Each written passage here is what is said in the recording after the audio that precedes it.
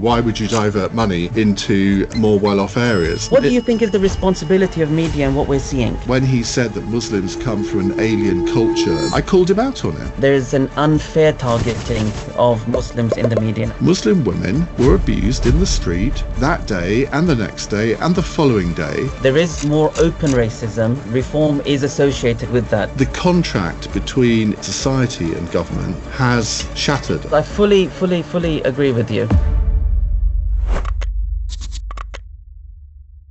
Thank you so much, Iain, for making the time. It's a pleasure. I've been traveling over the country, been so far to Birmingham, Lowestoft, Westminster, and Leeds, speaking to a variety of people about, I guess, the state of the UK, especially in the frame of community cohesion, fragmentation, and economic welfare. We normally film these outside. We normally walk around in a location tied to the guest. We're doing this one online, but could we maybe start by maybe telling us a little bit about Tunbridge Wells, where you're joining us from today? Well, I've lived in Tunbridge Wells for nearly 30 years now, which seems nearly half my life. I actually come from Essex, but my partner lives in Tunbridge Wells and always has and can't imagine living anywhere else.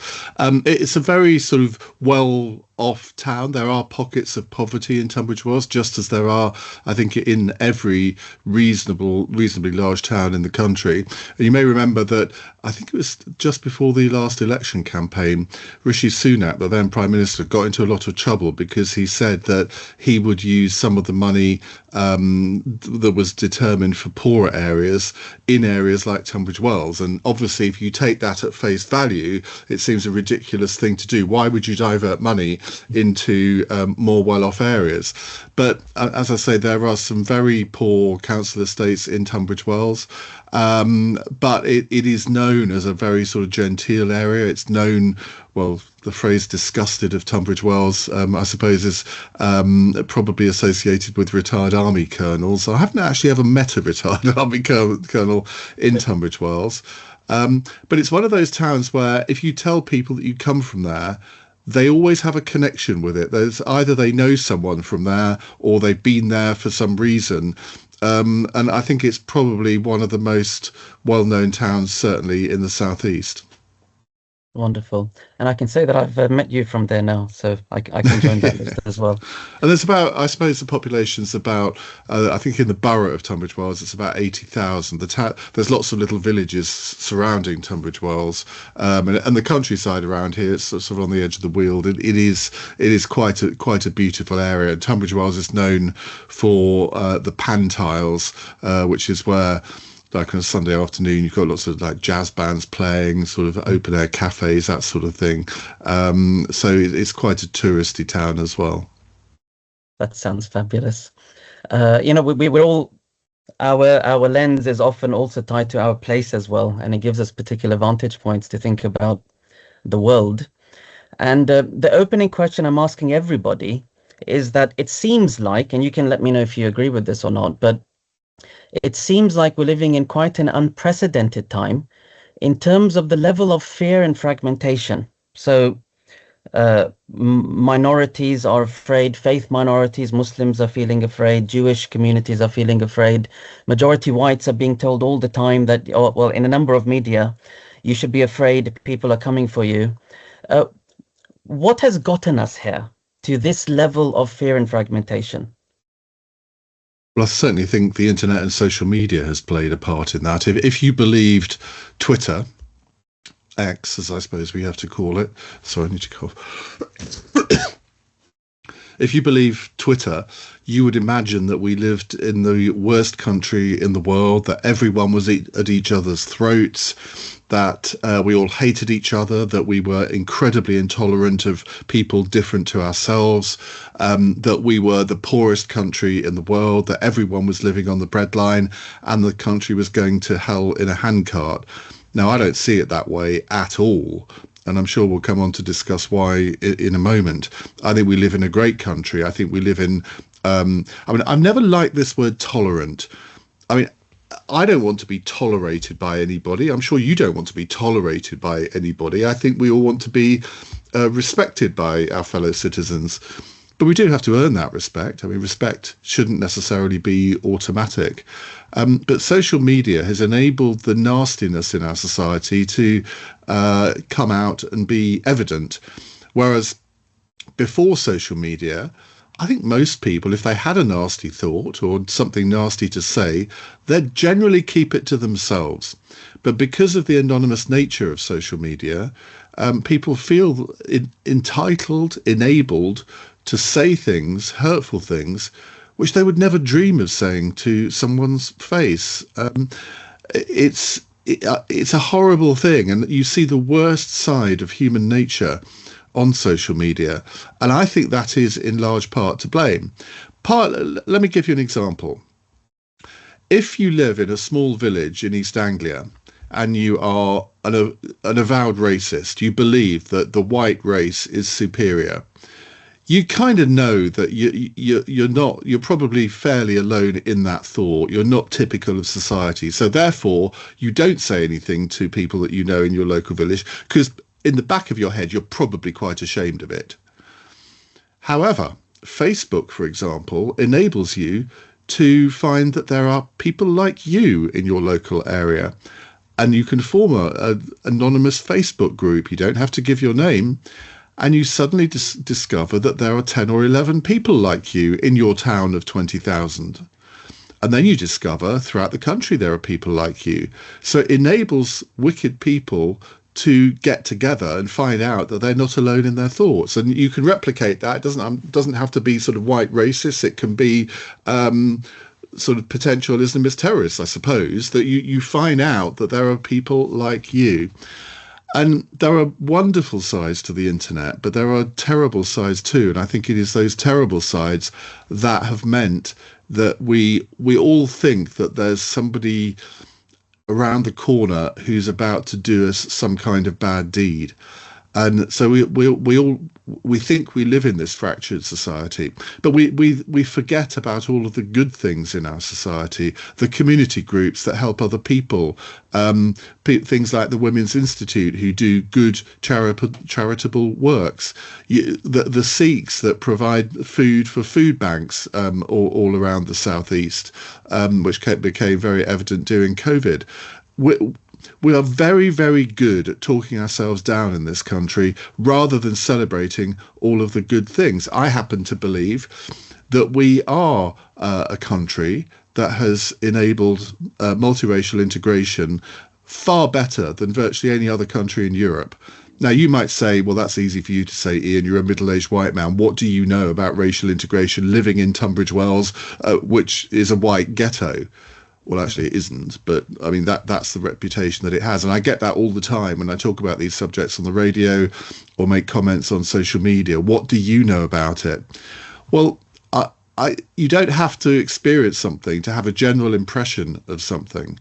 And most people I talk to who are not white, I think, believe that this country has a much better record, say, than France on developing a multiracial society, a multicultural society. It shouldn't be a competition, but if you actually look at the statistics, I think they prove that we don't do too badly. Now, of course, there are still huge problems. Of course, there are people who are very intolerant, who do make people's lives a misery. And that is obviously wrong. But to pretend that as a country we are basically a fundamentally racist, intolerant country, I think is barking up the wrong tree. Yeah, no, thank you for that. If I go to your first thread, there's a few very important threads I think that you laid out I'd like to explore with you. Your very first one is a theme that's come up in a chat I had recently with a gentleman called Ivan Humble, who ex-EDL member, and he said the same thing, that it's essentially you have to find a way to pull people off the internet and into real conversations. Yeah, it's clear that the internet is bleeding over. Can I give you an example of that? Yeah. About 3-4 years ago, a friend of mine rang me up who lives in an ordinary town in the East Midlands, and said, "Oh, we've got a Muslim family moving into the house next door." I said, "Oh, right." He said, "Yeah, but you know. I said, what do you mean, you know? He said, well, I mean, you know, they might be terrorists. I said, oh, for God's sake. Anyway, 2 weeks later, he rings up to talk about something else. And at the end of the conversation, I said, oh, how are you getting on with your neighbours? Oh, they're brilliant. We're in and out of each other's houses all the time. And I said to him, well, why did you think that it wouldn't be like that? Well, because I don't know any Muslims, and all you read about in the papers are Muslims they support these terror acts. And I think that was an illustrative anecdote of the fact, the reason that we think we live in a fractured society is because there is the fear of the unknown. And if you've never met a Muslim, if you've never met a black man from Nigeria, if you've never met an Irish person, if you've never met X, Y, or Z, why should you? You shouldn't automatically have negative thoughts about them, but if you've never encountered something before, you've built up over the years prejudices. It's human nature, I'm afraid. Just as people in other countries will have prejudices built up over the years about what a typical English person is like. I mean, when I was living in Germany, the number of people I encountered who thought that we were all obsessed by the loss of empire. This is when I was a teenager. I'm thinking, what? And it is the fear of the unknown that is the worst thing about our society. And I remember a few years ago doing a phone-in on my radio show where I said, all I want to hear from in this hour is from people who've come to this country illegally. Basically illegal asylum seekers. Well, you can imagine I got a lot of flack for that. But the reason I did it was because I wanted people to tell me their own stories. And we all have prejudices against groups of people. It's like we all hate the French. But when we meet an individual French person, we rather like them. And it's exactly the same, I think, with people from different religions, where you build up these prejudices that are stupid. And they're only shattered when you actually meet someone and you can talk to somebody. So in this phone-in, I had a guy who was about in his 30s or maybe early 40s.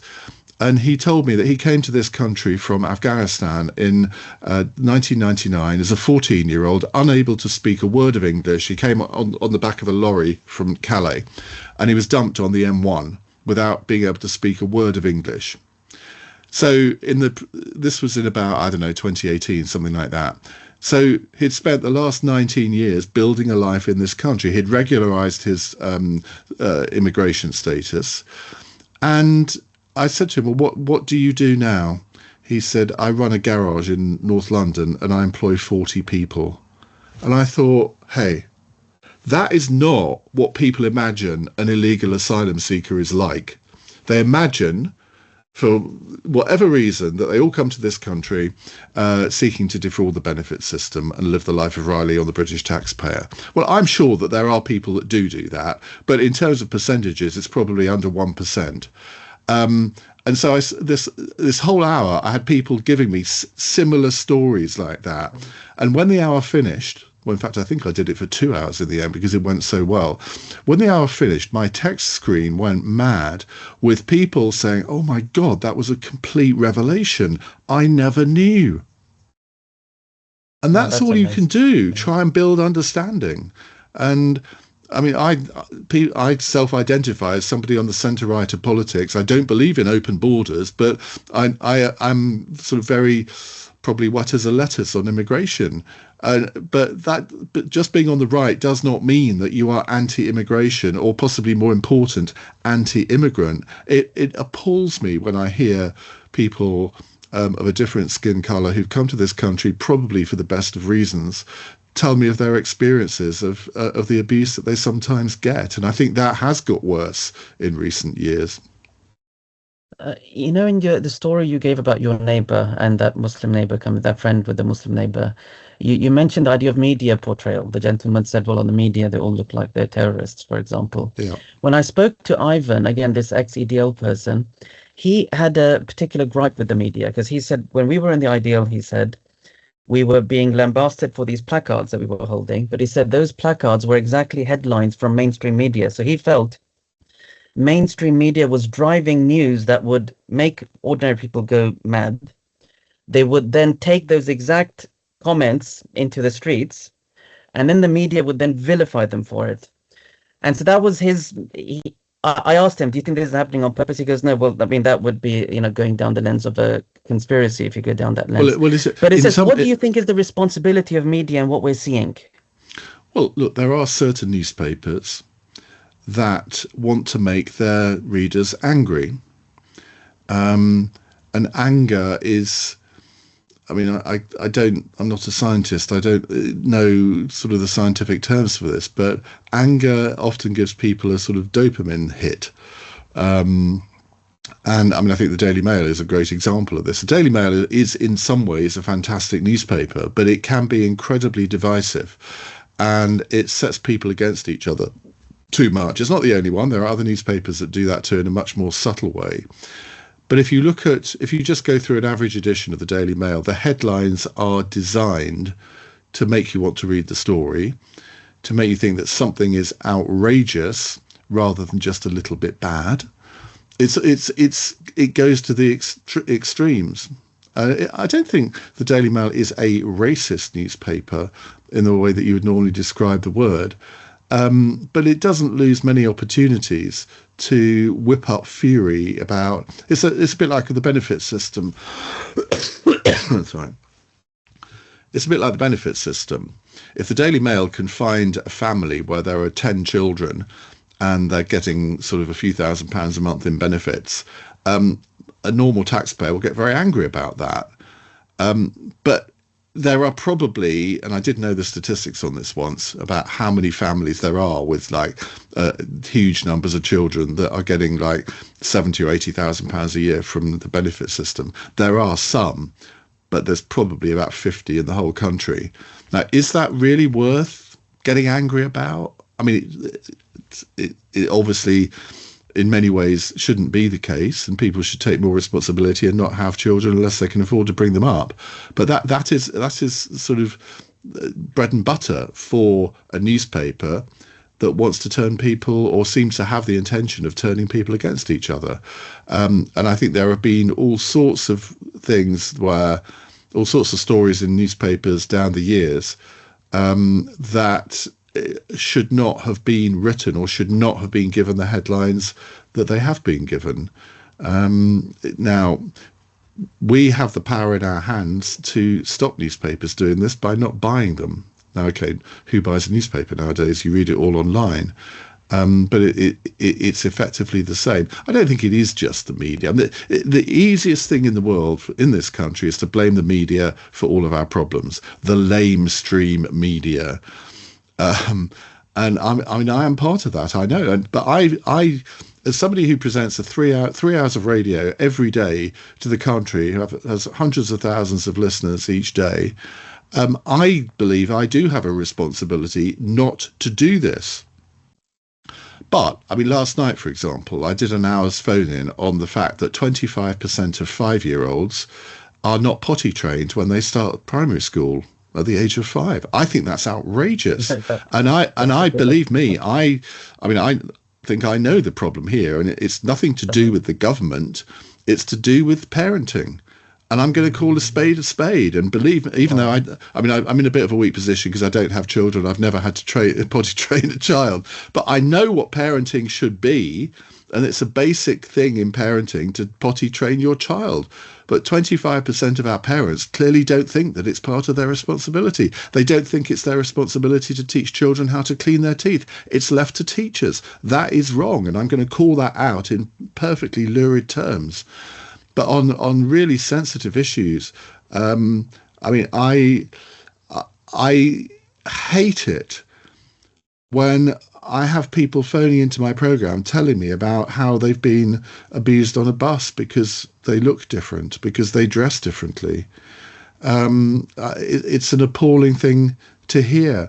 And I've got Robert Jenrick, who obviously, as we know, defected from the Conservatives to the Labour Party to Reform recently. I've greatly angered him because when he said that Muslims come from an alien culture and they have medieval attitudes, I called him out on it. And I said, I'm sure there are people that fall into that category, but you cannot tarnish a whole religion and say that they all think like that. And I wrote a piece for the newspaper saying, if you use Tommy Robinson language, you should be very careful what you wish for in society. And no politician should go down that road. He got very angry with me, and we've never spoken since. And then there was that incident in Handsworth where he said, "Oh, I never saw a white face." I don't. When I walk down the street, I don't look to see what people's skin colour is. Now, that may be because I grew up in a little village in Essex where there was an orphanage, and most of the children there were from East London, and they were black. So at my primary school, probably about 10-20% of the kids were black in a very white village. So maybe it was because I never grew up with any kind of racial, any notion of racism, that I do have a different way of thinking. But I think that kind of attitude is appalling, and politicians should know that language has consequences. And I said in this article, I said, when Boris Johnson made his comments about Muslim women who wear niqabs looking like letterboxes, I don't think he intended that as a horrible slur. It was done in a sort of reasonably jokey way, but he had a point to make. But I know, because I heard from them, Muslim women were abused in the street that day and the next day and the following day, because those words from Boris Johnson effectively gave license to racists, or even tepid racists, to abuse, not physically, but verbally abuse Muslim women. And I said to Robert Jenner, if you use language like this, it does affect the people that you are ostensibly talking about. And so therefore, we in the media, you in politics, we do have a responsibility not to foment racial outrage, but to try and bring people together. Now, that all sounds very kumbaya, but in a way, if people in public positions don't act responsibly, then I'm afraid we all deal with the consequences. No, thank you for that. Completely value your ethic and your comments and the anecdotes that you've mentioned. I guess it's a scary future only because there is this bleeding over of the virtual into the physical. A lot of, I think, the growth of reform. I was speaking to somebody yesterday who works in narrative construction, and they used to work in Hollywood. And they spoke about how, again, the Trump phenomenon understood how to tap into narrative formation, social media, driving a political movement through that virtual, physical connection. It seems reform here in the UK are tapping into that playbook. So we are definitely looking into a future which is not like... Can I push back on that a little bit? Yeah, sure, please. I am not a reform supporter. I would never vote for reform. I know Nigel Farage. I count him as a friend. I don't believe Nigel Farage is racist. I don't believe his party is racist. And actually, and I know this is sort of, you'll probably laugh at this, but they do actually have quite a sizable number of people from ethnic minorities in reform. I mean, I know that sounds a bit, oh, well, my best friend's black, how can I be racist? But I don't believe them to be a racist party. I do believe that there are people on the far right who've been attracted to reform because they see them as a sort of hard right party, maybe even far right. But Nigel Farage is the only party leader to have actually banned anyone from being a member of reform who's ever been a BNP member, for example. He did that when he was in UKIP and the Brexit Party. So I think it's very easy to pigeonhole them on the hard right, and people always assume, well, if you're on the hard right, that i.e. therefore you must be racist or have racist attitudes. I think that's, if I may say so, quite a lazy way of thinking. There are racists across the political spectrum. I stood for Parliament in North Norfolk in 2005, and I came across quite a few Liberal Democrats who I believe held anti-immigrant racist attitudes. So they don't just exist in one part. I'm sure there are racists who are members of Reform. I don't deny that at all. But to deny there are racists all across, you go to a working men's club, which will be predominantly full of Labour voters. You go and hear some of the conversations in those clubs and then tell me that racism is only confined to reform. Yeah, of course. Thank you for saying that. I might circle back to reform a bit later. It's just, I guess the comment I was trying to make was just that there is this bleeding over now of social media driven narrative formation entering into our national politics and consciousness. It's a place where particular extreme conversations are held now. We've spoken about particular parts of the media that exploit anger. And I guess I appreciate what you're saying, which is just that I think what I'm getting from your answers is just that we as individuals have to take responsibility for supporting good narratives, speaking out about bad narratives. And it might well be that what you're implying is that there's no way to police social media, I guess, or easy way. And there's no easy way to police mainstream media business models if they're driven on hatred. Is that a fair summary of what you're saying? It is bad. There can be moral culpability in people who put out hateful news for their own purposes, business models. But at the same time, I guess what you're saying is all we can do as individuals is call things out where they're out. People with more following have more responsibility. But that's the extent of maybe what we can do and create in going into the future. Is that a fair summary of wrapping up this first theme? I think that is quite fair. I think we do live in a society where, I mean, individualism in some ways is encouraged, but in some ways is suppressed. But we all have a responsibility to act responsibility, particularly those of us with any sort of public profile. I mean, I'm not a celebrity, but I know that people, I mean, last night, for example, I was on the train and there was this group of people sitting diagonally opposite me. They were being quite loud. They were all sort of quite middle-aged, but being quite loud. And I could hear that. I had my AirPods in, but I could still hear their conversation. And I was sort of getting slightly agitated about it, but didn't say anything.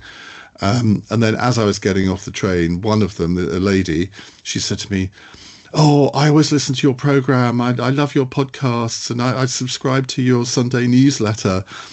And I was thinking, okay, so basically, if I had been one of those rowdy people and she had been me, she would have known exactly who I was and then could have gone to my bosses and sort of said, "Oh, I can't believe your presenter's acting like that in public."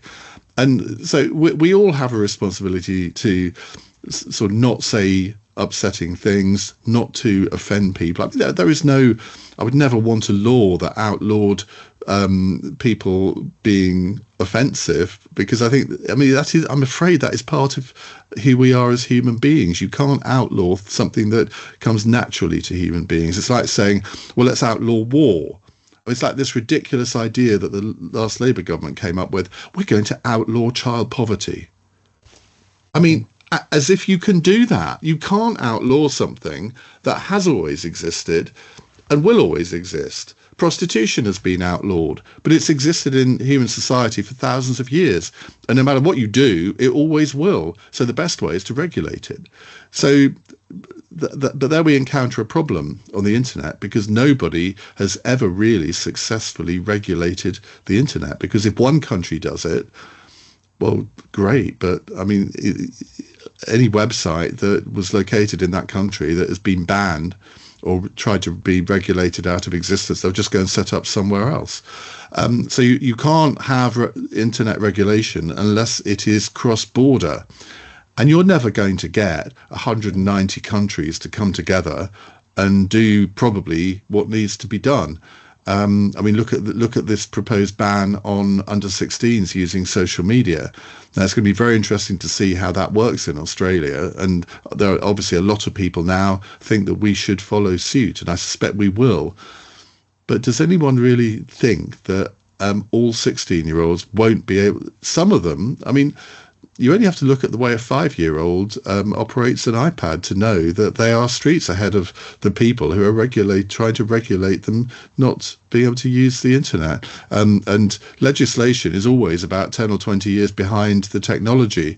So in the end, it does come back to individual responsibility. And I mean, Margaret Thatcher was a great one for promoting the virtues of individual responsibility. But I can't think of anybody in politics, whatever their politics, right, left, or centre, who actually is making speeches about the virtues of individual responsibility. Yeah, no, it's interesting. I saw a headline. You were talking about kids with iPads. I saw a headline yesterday that primary school children are trying to swipe their books because they Yes. haven't been trained Yeah. with books at home. Well, another So failure it's of definitely, parenting.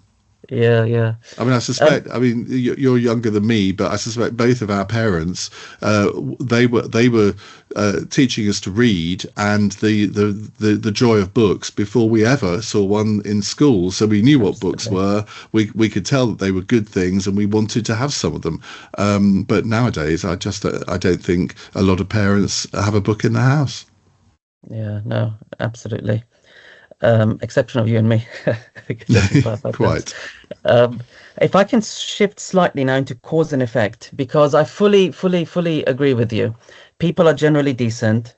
There are particular pockets which are trying to, due to what I'm calling business models or political models, driving particular narratives of hate.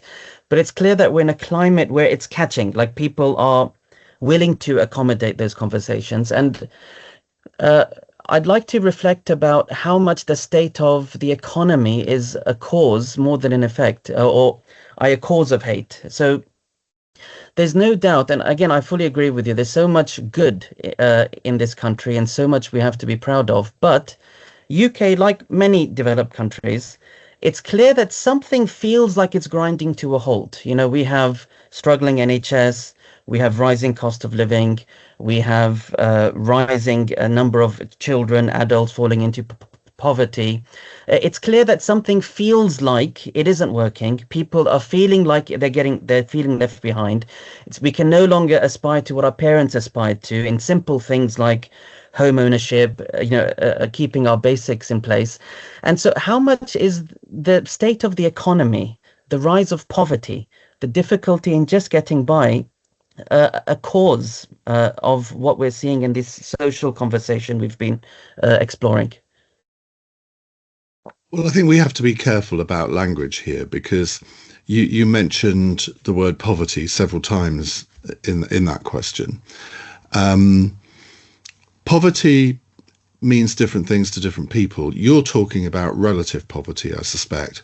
I talk about absolute poverty. To me, poverty means when you can't afford to feed your family, to clothe your family, or to house your family.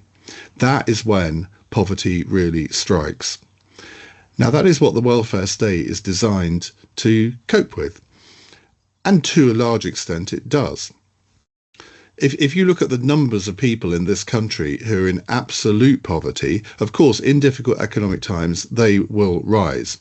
But what you're talking about is relative poverty, where I'm trying to remember the definition of relative poverty, but it's something like you're not getting 60% of the mean wage or something, or household income, something like that.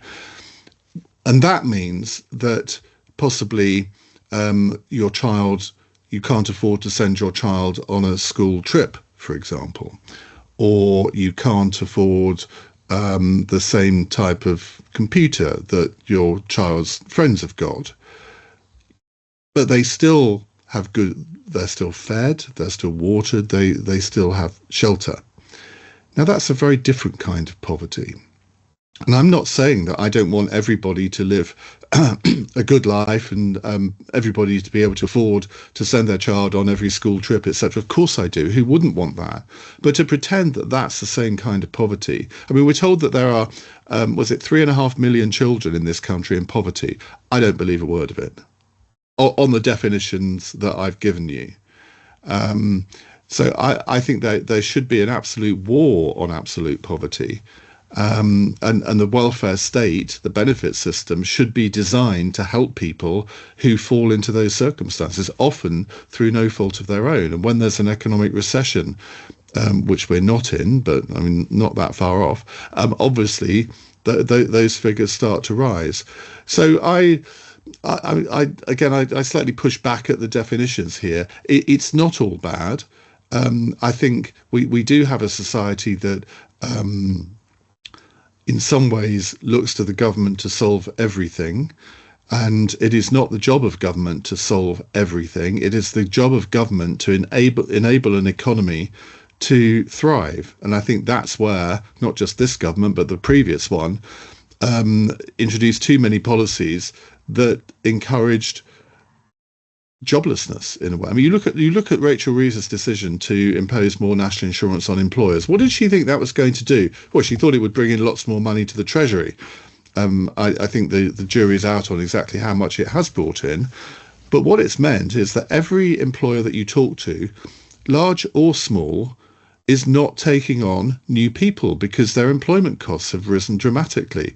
It was a jobs tax. And hey, what a surprise that unemployment has gone up from 4.1% to 5.1%.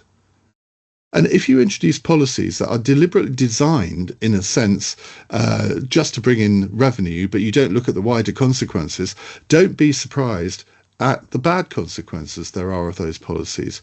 There are plenty. They say they're a pro-growth government, and yet most of their economic policies look deliberately designed to stifle economic growth, and that's exactly what's happening. So I think people have lost faith in politicians' ability to solve these problems and make their lives better and make public services work. Nobody pretends that the health service is perfect, but everybody judges it from their own anecdotal experience. Now, I've had several, since I turned 60 3 years ago, I've been in hospital twice. I'm a type 2 diabetic. I'm on regular medication. My experience with the health service has been outstanding in the last few years. Now, I completely accept that that is not the experience of many people, but to pretend that it is broken, as the Health Secretary, Wes Streeting, keeps describing it as, is not true. There are huge problems, and most people can see what these problems are, that the health service is not designed for patients. It's designed, well, I mean, it's the largest employer in Europe. It's the largest employer, I think, outside like the Chinese army. And it's not performing in the way that it should do, not because it's underfunded. I mean, look at, I don't know what people want. It's like, I think £1 in £6 that the government spends is spent on the health service. It's not a case of underfunding. It's a case of total and utter mismanagement. And there are so many cases in our public services that fall into that category. You look at the driving test agency, or DVSA as it's now called in Swansea. I mean, you've got 6-month waiting lists for driving tests now. Well, why is that? It's because their systems can't cope with the demand. And they haven't developed. I mean, apparently, if you're a bot now, you can book a driving test. I mean, unbelievable. How can it be in 2026 that the DVSA hasn't developed a system that means that bots can't access it? So people look at that and they think that is an example of total mismanagement. On the other side, you look at the passport agency, where there were people were having to wait months for a new passport. A new person comes in to manage it, introduces new systems, and hey, I got my passport within 7 days. So it's possible to turn these things round with good management, bringing good people in at the top. Similarly with schools in some areas of the country. I mean, London schools, for example, in the 1980s, 1990s, were basket cases, total failures. Look to the exam results and total failures compared to the rest of the country. Now, in 2026, London schools are some of the best in the country with the best exam results. Why has that happened? Because there was a conscious effort to bring in head teachers who knew what they were doing, who were leaders, who wouldn't put up with failure. So these things can be turned around, but you have to have the good people in to actually enable them to do that. And unfortunately, in the public sector, it's usually deputy heads that roll rather than the people that have actually caused the failures in the first place, particularly in the health service. I mean, we had this in my local trust here, where we had a woman who was a total failure as chief executive. In the end, she was got rid of. And then she turns up managing another trust elsewhere in the country. How on earth did she get that job? And this is happening all over the place in the public sector. In the private sector, it wouldn't happen. Thank you for that. If you also allow me, I'd like to push back on the poverty comment just a bit, because So I run a national charity. We distribute cash grants within the UK. We see stories all the time of people, stories that are often quite harrowing. And some of them are very innocent stories. And what I mean by innocent is we all know it is hard to get by now. I mean, that's just the if you even forget the word poverty, just keep it really simple. It's definitely hard to get by. All you need is if it's a married couple and both are working, rent, bills. It's Yeah, it's it's very difficult for most people. If one person becomes sick, if the husband becomes sick, the wife might have to care for the husband. It affects their ability to earn, and in a very short space of time, they're facing either homelessness or exclusion from housing or difficulty keeping up with bills. It's a very scary time to be living for a lot of I people. accept that. I really do. Uh, so if I focus on this for now, but just on the poverty part, there are a lot of children who their main meal is in school, and there's a lot of growing food banks, through churches, through mosques. So I'd say there is a harrowing set of stories, and we can look at the best definition for them. But if I come back to, I guess, the question I wanted us to enter into, which was it is a difficult time to get by. On the NHS, I would agree with you first of all. So I live in Kingston upon Thames. It's a quite a nice part of London. I've had a very good anecdotal personal story with the NHS. But I spoke to a doctor in Birmingham, and she said, well, it is very much a postcode lottery about what kind of service you're getting within the NHS. Yeah. So my personal experience does actually align with yours, and I know a lot of other people's doesn't.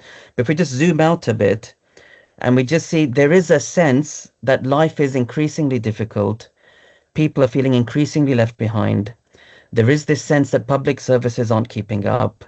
Is this driving people looking for answers and then hate being Yes. a narrative that can feed off of this? Yes, it is because I mean, I think over the past, well, it's quite difficult to say how far this goes back.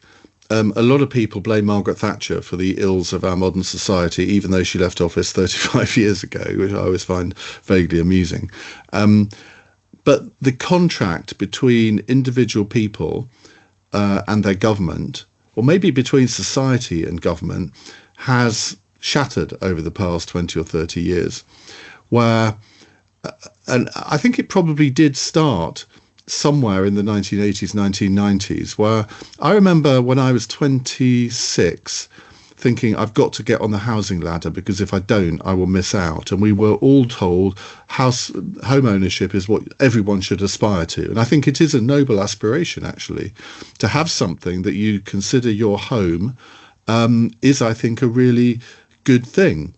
And home ownership in this country is always been fetishized in a way that it isn't in Europe, where renting I mean, I lived in Germany for a time, and 50% of people in Germany rent.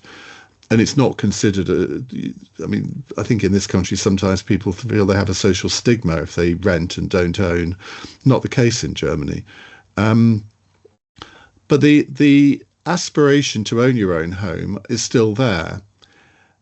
And I think most people would have said that intrinsically we're all natural capitalists. We all want to accumulate wealth to enable us to have a better life, not necessarily to afford to buy the biggest, latest car or the biggest flat screen television. I mean, I think materialism has increased. But if you live in a society where it's more and more difficult to accumulate capital because of the cost of living, and the fact that wages haven't really kept up with that, if you can't accumulate capital, why should you have any faith in capitalism? So we have bred, I think, two generations of people in this country who don't really understand why free markets are the best way forward.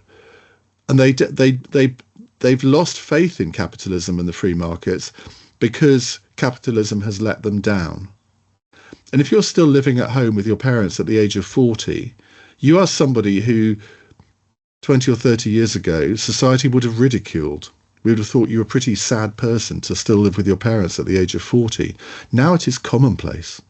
You are not seen as an exception if you do that, and it's not your fault. And I think that is where two generations of people have increasingly lost faith in centrist politics, because centrist politics has let them down. And therefore, you see the rise of parties like Reform, of parties like the Green Party, which seems to offer very attractive but very simplistic solutions. And I'm talking about both here. They are both sort of motherhood and apple pie parties. They will offer they'll have a retail offering at an election, which on the face of it looks lovely. But when you actually delve beneath the headlines, they're both unrealistic. And my great fear is that with the Conservative Party having let the country down and by and large, not wholly, but by and large failed over 14 years, we then elected a Labour government, which we expected to introduce major change. The adults would be back in the room, as the phrase went. And okay, we're only 18 months into it at the moment, but we don't see many signs of change, do we? We don't see many signs of things getting better. Now, you could say, well, it's unfair to judge after 18 months. Well, up to a point, I would agree with that. But I don't see any hope that things will change in the long term. So let's say we get to the next election and Labour haven't made the health service materially and noticeably better. Economic growth is still in the doldrums. The small boats are still coming across the channel. You've got three issues there, their main three platforms at the last election, which they will have failed on. So, Nigel Farage becomes Prime Minister, saying that he will change things. And he will have become Prime Minister because he will have mobilised the 3 million people who voted in the Brexit referendum for the first time. They'd never voted in their lives before. And they did that because they thought they would be able to actually change something. And they've been materially disappointed ever since. So let's say he becomes Prime Minister. Let's say he's Prime Minister of a majority government rather than some sort of hodgepodge coalition. Then the harsh realities of governing hit, because governing is not simple. The Labour government is finding that most of their cabinet, they've never been in government before, so how would they know how to pull the levers of power? Most of their cabinet don't know how to pull the levers of power, and they face a civil service that actually is very much in favour of just keeping the status quo. Now, Nigel Farage would face that in spades. He would come up against a huge resistance, the blob, as Dominic Cummings used to call it, of a civil service that is not attuned to what he wants to do in government. So let's assume that Nigel Farage fails as Prime Minister as well. So people have been let down by the Conservatives, they've been let down by Labour, and then they've been let down by Reform. What happens then? I don't know, and I fear what might happen then, because then the real extremes in politics come into play. And Reform would be seen as a sort of fairly moderate voice in those circumstances. And I think that is where we've all got to sort of, you can't plan for these things, but we've all got to think of the possibility that by 2040, this country could be on the edge of something very, very bad indeed. Now, I don't predict that. I hope it doesn't happen. And if it does happen, I'm not sure I want to live to experience it. But we can't avoid the possibility that not just this, and we're just talking about parochially this country, but you look at what's happening in France, and I think they've got these problems in spades in France, in Germany too. So we're not alone in experiencing this. But if we don't plan better than we have, if we haven't got good people at the centre of government, good people in all political parties who actually have the gumption, the know-how to confront some of these problems. I mean, we think we may have problems now in 2026, but in 15 years' time, those problems could have got far worse. And I think that's where there is a real fear that we haven't got good enough people in politics to get us out of this situation. And I always feel when people say to me, oh, and the politicians nowadays, they're not like they were in Tony Blair's times, or they're not like they were in Margaret Thatcher's times. Well, I'm sure there were people in Margaret Thatcher's time who said, oh, the politicians of today, they're not like they were in Macmillan's times. And I always think you sort of sound a bit like an old git when you come out with things like that. But I have to say that I do think the quality of people in the House of Commons at the moment is not what it needs to be. And it needs good people to think that they can make a difference. I mean, Richard Nixon, okay, maybe not the person that you might automatically learn from in these circumstances, but he took this from Teddy Roosevelt. He said, you have to be in the arena to make a difference. And that's where I always feel a bit of a cheat, being on the radio, pontificating about what's going wrong and what to do about it. But I can't do anything about it except try and influence things at the margins. I can pick up the phone to a cabinet minister, and I have done this, and say, look, do you realise that this policy is having this effect? Because I'm hearing it from my listeners all the time, and I can have an influence at the margins. But you can only actually affect change if you are in the system, in the arena, pulling the levers of power. But as I say, how many people actually know how to do that? How many people have the motivation to stand for election, whether it's their local council or for parliament, and they look at the hassle that MPs get and they think, well, I don't want to put my family through that. And it's completely natural to come to that conclusion. Sorry, that was a bit of a rant. No, but it's very good because it's placed us where I wanted us to go to and maybe conclude on as well, which is just, it's clear that there's a possibly dark future facing us. There's a few ingredients here that you've laid out, I think, very clearly. You had a theme earlier on when we tied up our conversation on media, social media. We spoke about individual responsibility. When we're looking at what looks like is coming, a theme I've been discussing with all of my guests, because it's what I'm increasingly believing myself, is that in this future that's coming, maybe the arena is shifting. You talked about being in the arena. So the question is, where is the arena? So obviously central politics will always be what it is. But it just feels like maybe we have to re-inhabit the notion, which we've forgotten now. It goes into your potty training example as well. The notion that we as individuals are responsible for the welfare or the uplift or the well-being, I could say, of our communities. We've almost been trained to think that's the government's problem, that's the government's problem, government's no good. And it's become a circus of voting right, voting left. And it's clear that maybe focusing on that isn't the best arena anymore, or the only arena to effect change. But maybe it is about, you mentioned Women's Institute, you mentioned the Sikh langars, with the free food that they give. Maybe we have to reinvent a notion of community responsibility, community welfare, community-driven projects. And because I'm feeling, when I look into the future, that maybe the promise of a welfare state that could cover everything, maybe that promise isn't one we should be banking our hopes on. And maybe there's to be fair, it was never meant to cover everything. If you look at the foundations of the welfare state, the welfare state was there predominantly to help people who were absolutely in poverty, but it's morphed into something much bigger. Now, for the best of intentions, I'm not criticizing people for this. It's morphed into something that it was never meant to be. And as things get bigger and more difficult to manage and more bureaucratic, inevitably there will be a sense of failure. And the benefit system is now one that, it's a bit like the Schleswig-Holstein question in the 19th century. Only 3 people understand it. And one of those is in a mental asylum and one of those is dead. And when things become so complicated and ordinary people, do you understand how universal credit works? I don't. And you think, well, if you and I don't, and we're kind of, well, I'm certainly in a part of the system where people would expect someone like me to understand these things.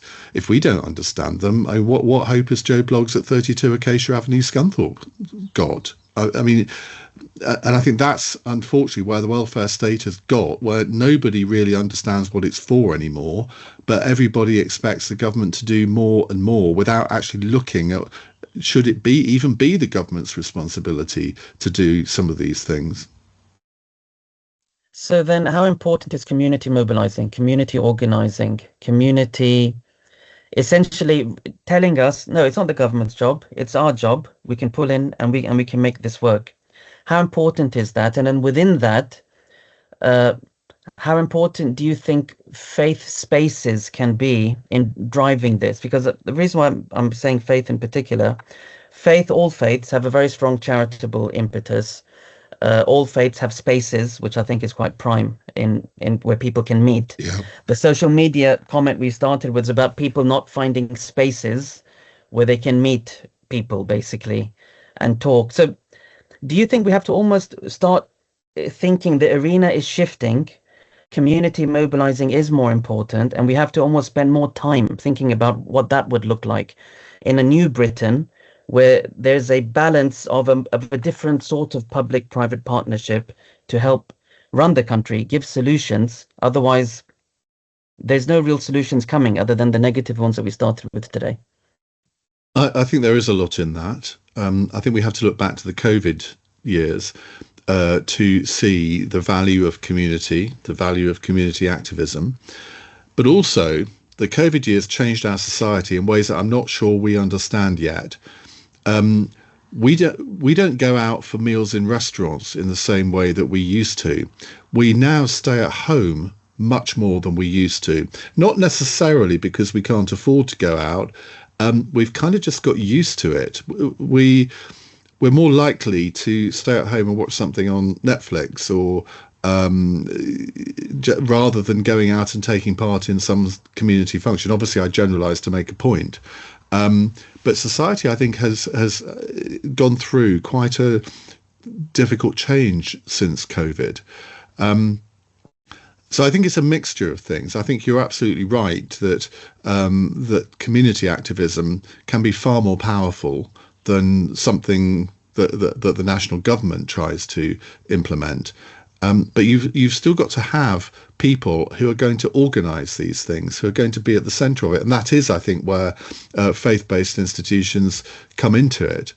And look, I was brought up in a little village where the Church of England, the Anglican Church, was at the centre of the community, and I think that is still replicated all over the country, and there will be towns and cities where the local mosque is a centre for communities, and not just for people of the Muslim faith.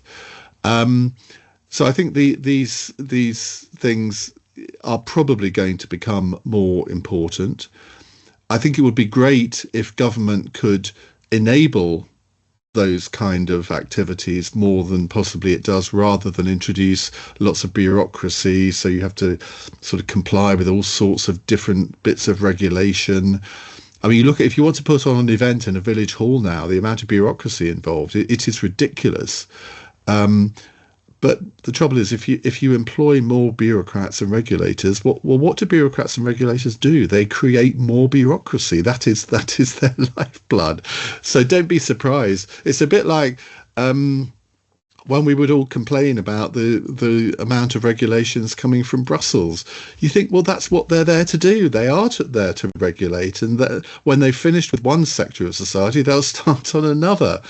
And I mean, in a way, we do need to, I think, have a new age of deregulation. But when you say that, of course, people think, oh, well, that just means there's going to be health and safety will go for a burden.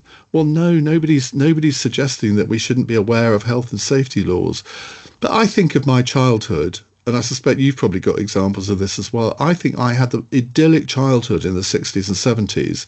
I grew up on a farm where, I mean, there was very little health and safety, and obviously there are dangers when you grow up in that environment, but nobody died. All the kids from the village would come up to the farm to play with us. We would, my dad would have them all on the back of a corn trailer driving along the road, which, I mean, nowadays he'd be arrested for and put in prison. But we had the most fantastic childhood, and I really feel sorry for today's children who are almost regulated not to have a good time and learn things and learn how to interact with other people. There's got to be a balance in these things. And I'm not suggesting we should go back to the days of no health and safety, but if you don't have a balance, you're going to raise generations of children who I think lack basic skills that you can only learn from through experience, and sometimes bad experiences. We're mollycoddling our children in a way that we shouldn't. And I mean, schools obviously have a huge role to play here, but they are put under so much pressure through all sorts of bureaucracy. The need to be at the top of the league tables and succeed in exams trumps the more general learning experience. So again, there's got to be a balance to strike. But I think faith-based institutions, I'm not a religious person myself, even though I was confirmed in the Church of England. I've always been one of these people that I need to have God's existence proved to me before I can believe in a God. I mean, part of me would quite like to believe, but I don't. But that doesn't mean to say I don't recognise the value of religious institutions to our society in general. I think I live my life morally, more or less, through sort of what I was taught, as would be a sort of in a Christian household. I mean, religion was never at the top of the agenda, but we knew what was right. We knew what was wrong. I don't feel I need a God to tell me what I've done wrong. I think I know when I've done wrong, and I don't need to be made to feel guilty about it. And I think that is what too many religions sort of encourage, and I think that can lead to huge amounts of mental health problems. So I think religious institutions are a force generally for good, and have a big continuing role to play in developing the kind of community that I think we'd all like to see. Yeah, no, thank you for that. Because I run a charity called National Zakat Foundation, and it's been a really interesting journey. We're about 15 years old. Zakat is like obligatory alms that Muslims have to pay. It's one of the 5 pillars of the Islamic faith. But what's so interesting is just unpicking a journey to really understand, you could say, an ancient tradition with a very modern place. Because what happened is, if you think of Muslims primarily as a sort of a diaspora community, a lot of the alms giving is going overseas to places where people consider to be back home. But the rules of zakat in the classical text is actually meant to be in the place where you live. And so we've been championing, alms giving is meant to be where you live. And then within that, I've been reflecting a lot about the notion of place. So our project first started off by saying zakat belongs in the UK. For UK Muslims, shouldn't go to other countries. So it's a place is UK. But really, as I've been reflecting on place is meant to be London, Birmingham, Tunbridge Wells. It's meant to be a real sense that I'm responsible for literally the place where I live. Yeah. And so that's taken us on a journey of mobilizing mosques, mobilizing communities, mobilizing volunteers to really get people thinking, do you know about your place? Because we don't know about our places. We know much more about poverty in countries we've never been to than struggles of people where we actually live. And so it's been a journey in exploring place and responsibility. But then through conversations like I'm having with you, I'm just realizing more about how I think this is a journey that I think has a place in the future of our country, not just within our faith community, or even, as you've mentioned, within faith communities. But I think people are good. People want to volunteer. People want to make things better, but almost like we don't have that narrative that you can make it better and we can fix this together. And it's our job. It is almost a sense of our job to take responsibility for our places. And I feel that's going to have a role to play as we stave off what you drew as a very scary future, actually. There is also this phrase time and place. And I think time is the enemy of place. In a way, that sounds quite profound, doesn't it? I think of my own situation where I have a job that is pretty full on, 4 days a week, and on the other 3 days a week, I'm probably quite tired, and therefore do the sort of things that maybe 30 or 40 years ago I might have done? And the answer is probably not. So do I indulge in the kind, I mean, what you're effectively talking about is modern day charity, where we all have a responsibility to give to charity to enable other people to live a better life, whether it's here, whether it's anywhere else. And that is a good thing to do. But charity goes beyond monetary things. Time is your most valuable asset, I think. And I mean, I do many charitable works? No, because I just don't have the time. Now, that's always an excuse that people can use, I guess, because we can all we all have to prioritize things that we do. And I've always thought, if and when I retire, I'm not sure I ever will retire in a conventional way, but if I did, that is the time then that I would devote to doing good works. So what do I do instead now? I give money. Now, I think that's a good thing, but in a way, it's a lazy way out. I mean, I have a policy that if one of my listeners or somebody I know is doing some Just Giving thing where they're raising money for a particular charity, I just put in 50 quid. And over the year, that will amount up to a reasonable amount of money. And I think, well, I've done my bit now.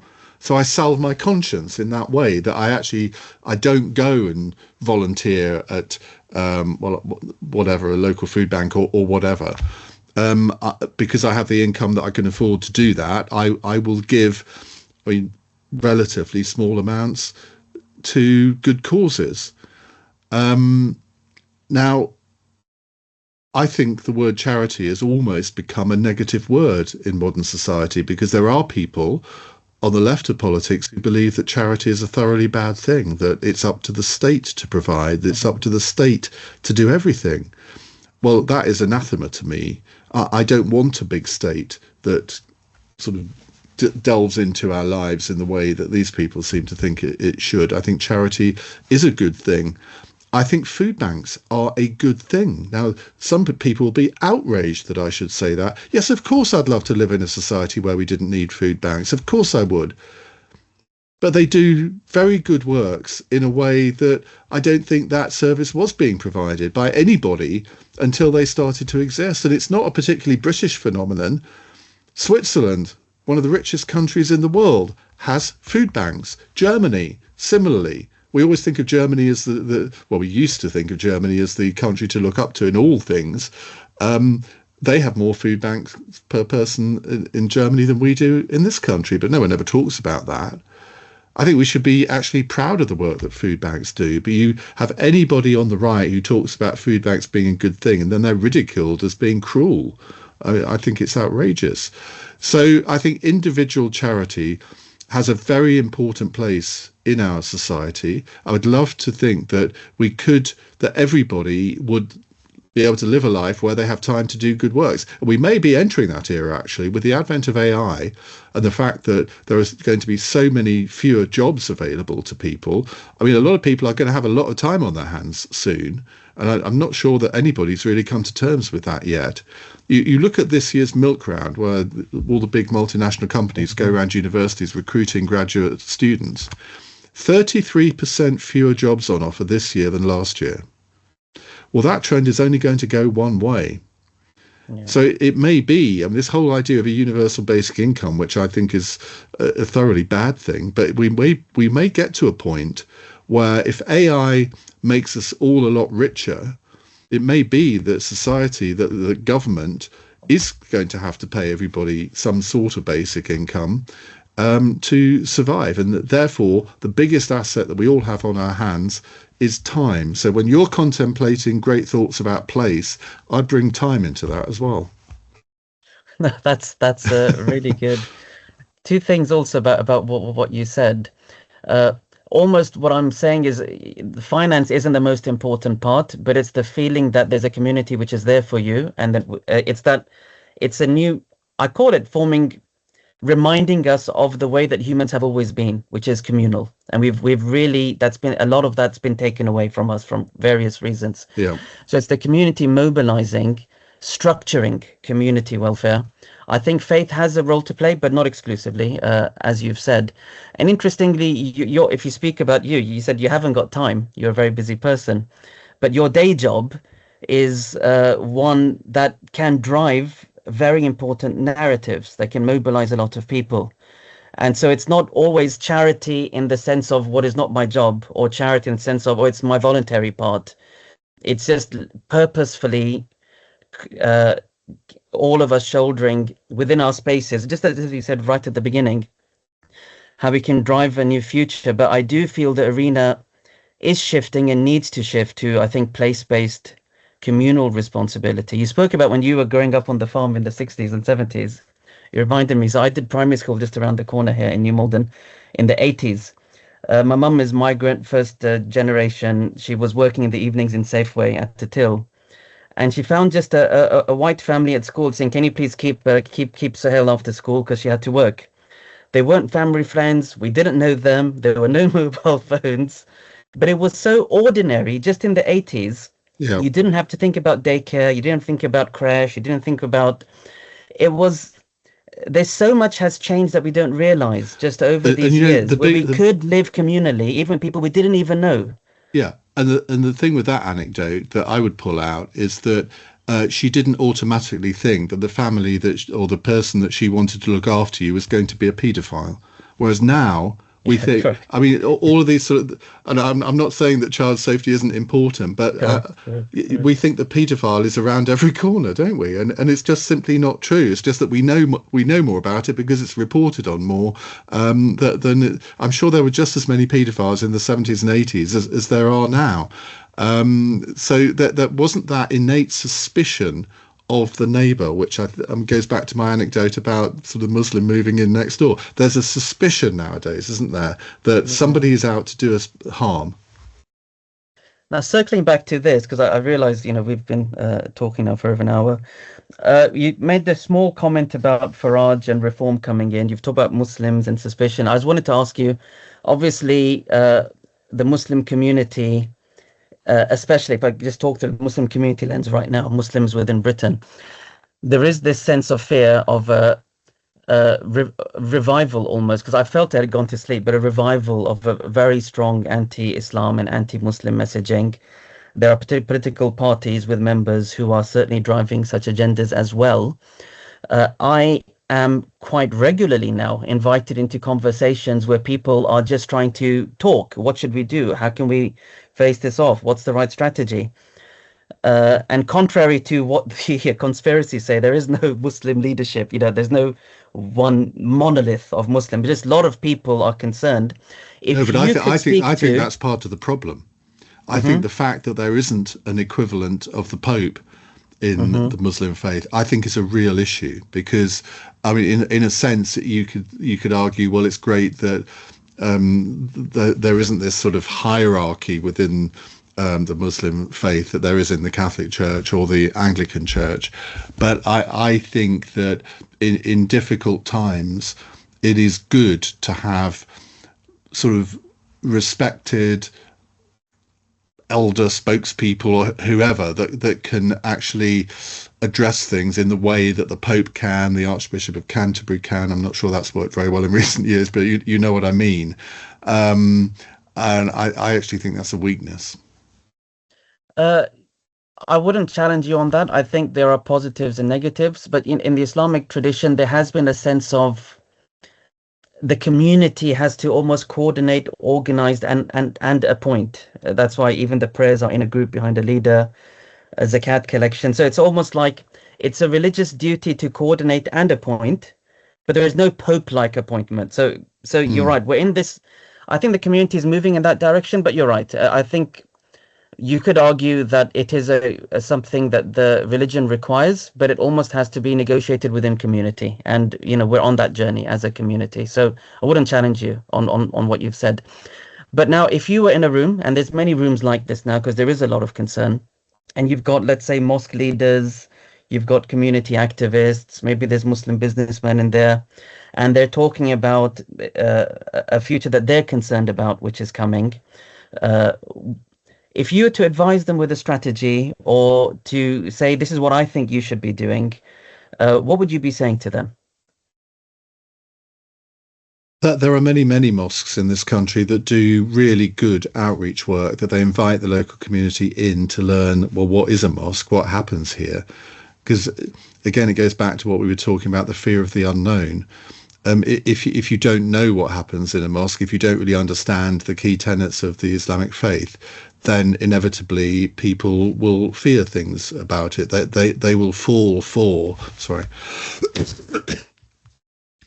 that they will fall for the headlines that they see on the internet and in some newspapers every day. So I think ramping that up, I think community engagement is an incredibly important thing to show that the local mosque is an important part of a community, not just something that sort of people who dress in slightly odd ways go to, because I mean that's what a lot of indigenous people are going to see it as. And it's not something that is different. It's exactly the same as Anglicans going to the church on a Sunday. So promoting understanding, I think, is very important. Now, that has been happening all over the country to one extent or another. But I think for those mosques where that have done brilliant work in this areas, they kind of need to, I think, possibly, I don't know if you'd agree with this, make more of an effort to teach other mosques the benefits of doing that, because I suspect there are mosques all over the country that are very insular and seen as very exclusive and aren't part of their local communities in the same way that you would like them to be, in the same way that others are. So it's a bit like learning best practice in the health service. I've never understood why there is no website that individual NHS trusts can't feed into that says, well, we've started doing this and it's worked really well, so you might like to try this, and this is how we've done it. I'm kind of suggesting that there ought to be something like that in not just the Muslim faith, but sort of other areas too, so people can learn from best practice. Okay, thank you for that. I think that's something no one will disagree on. There's a lot of movement on that. There are Beacon Awards for Best Mosque, and there are movements to exactly share best practices, and that's exactly, I think, a lot of conversations are happening at that level and continuing. I'm trying to get more involved in my local mosque in Kingston for exactly the way that you've said. Again, but given your vantage point in media and politics, there is this sense, if I look at media first, that there is an unfair targeting of Muslims in the media, an unfair portrayal, and it came out in your anecdote of your friend with his Muslim neighbor as well. If a community feels unfairly targeted, unfairly represented, what's a solution to face that, do you think, or a strategy or steps to be taken? Well, I think to try to make your voice heard. I mean, I would like to think that of all the different radio presenters and programs in this country, I've done more, or at least as much over the last 15 years to try and promote understanding in this country for Muslims than anybody else. And I think I have a very clear conscience. If I think that something is going wrong, I will say so, just as I would in any other area of society. But I mean, luckily, Islamist-inspired terror attacks have not happened that often in recent years. But whenever they have, I've tried to give Muslims a voice on my program and encourage them to phone in and say, not in my name. And I think that's a really important thing to do. I mean, in many ways, they shouldn't have to say that. But when these terror attacks are perpetrated and the perpetrators say that they're doing it in the name of Islam, then it's very important that ordinary Muslims speak out and say, this is not what my faith is about. These people are wicked. And no one can do that for anyone. You have to do it yourself. And I think it's very effective where people all around the country can hear from ordinary Muslims. I always hate that word ordinary. Who considers themselves ordinary? But it's important that people do speak out and say this is wrong and it has to be condemned.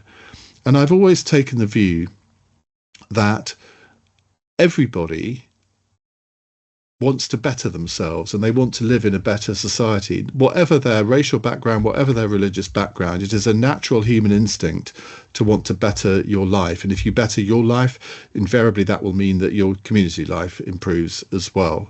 These are ordinary aspirations. And people should ask themselves, why do so many people want to come to this country? It's because they see it as somewhere that they will be able to better themselves. And I don't blame economic migrants from wanting to come here, because they have exactly the same aspirations as everybody else.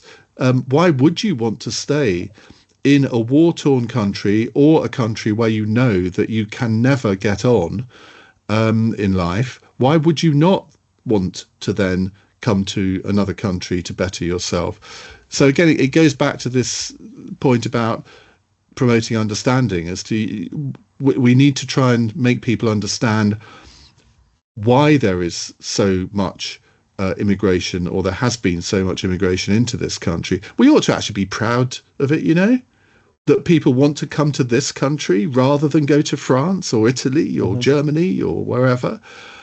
This ought to be a cause of national pride. But it's seen as a sense of national humiliation in a way that, now, we can't cope with everybody that comes here. I absolutely agree with that. And I think that every country has a right to have a borders policy.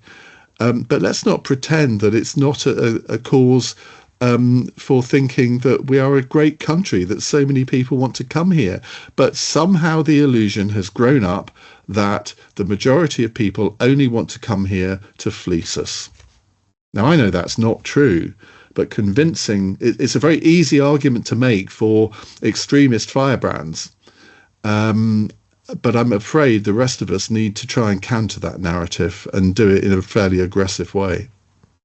Fine. So in terms of, I guess, Muslim representation in the media, your advice is just take part in the conversation.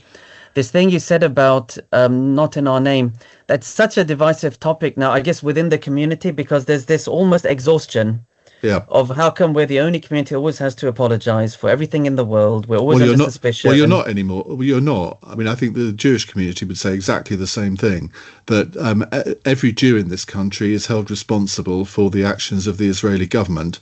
And therefore they have become targets in exactly the same way that Muslims have become targets because of the number of Islamist-inspired terror attacks. So I don't think, I mean, it's not a nice place to be for people from either faith.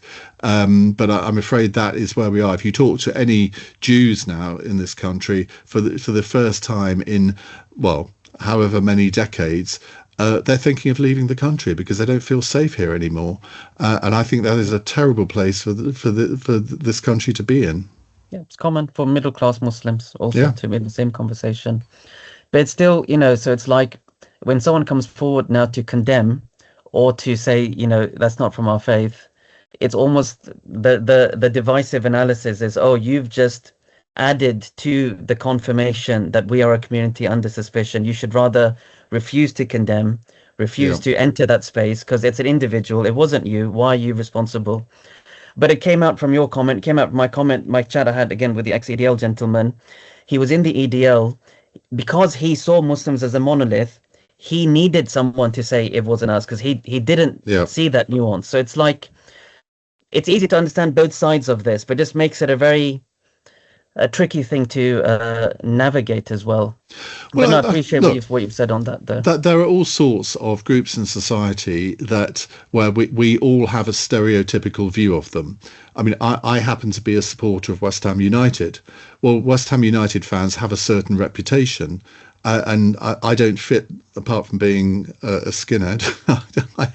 I don't fit the stereotype of a typical West Ham fan. But who knew that West Ham fans have the highest average income of any club supporters in the country, and yet we're all seen as these sort of East End thugs.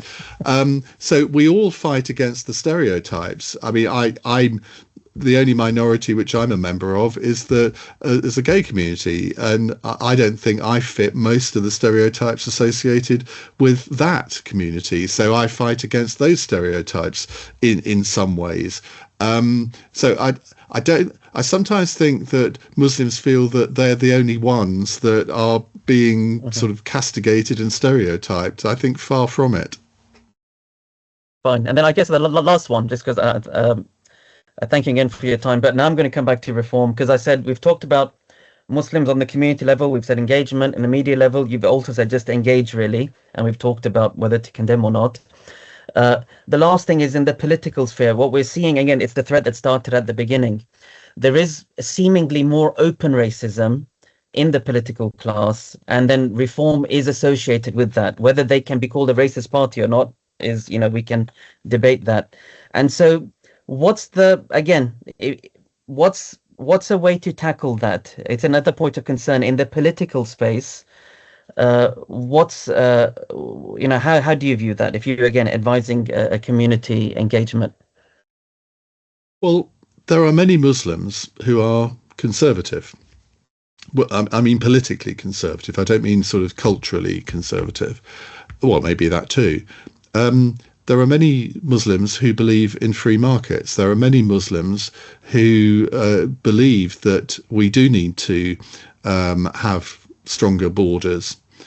I mean, there's a slight aside here, but I'm always amused by the number of callers I get who are Muslims, Hindus. In fact, this happens more, I think, with Hindus and Sikhs than possibly Muslims. But those who are very keen to actually pull the drawbridge up, people who've come here, or their parents have come here, and they are the first to say, no, we've got too many immigrants in this country. And it always makes me laugh, thinking, well, okay, well, you might not be here if we'd had that attitude a few decades ago.